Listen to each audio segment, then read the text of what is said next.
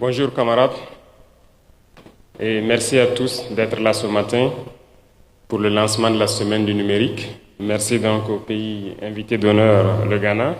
Merci aux pays frères du Mali, du Niger qui sont là aussi pour nous accompagner dans cette révolution de l'intelligence artificielle qui aujourd'hui est en train de dominer le monde.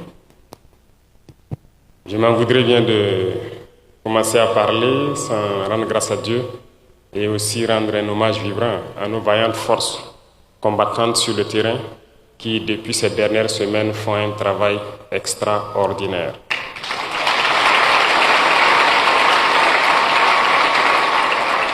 Je le dis parce que je sens de la fierté ces dernières semaines, pendant que l'ennemi croit qu'il est en train de nous faire plier, c'est en ce moment que le moral de nos hommes rebondit.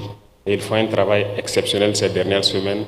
Et je tiens à les rendre hommage, à les féliciter. Et je souhaite donc qu'on prenne une minute de silence pour prier pour le repos des âmes de tous ceux qui ont perdu la vie dans ce combat.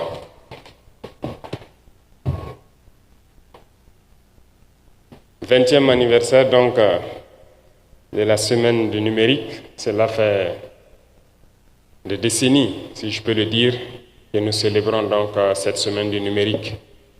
Mais je pense que ce 20e anniversaire doit être l'occasion de marquer aussi une pause, de faire le point de situation, de voir où est-ce que nous en sommes pour pouvoir nous projeter dans le futur. Le Burkina Faso vient de très loin en matière de numérique. Et je peux dire que nous sommes encore très loin.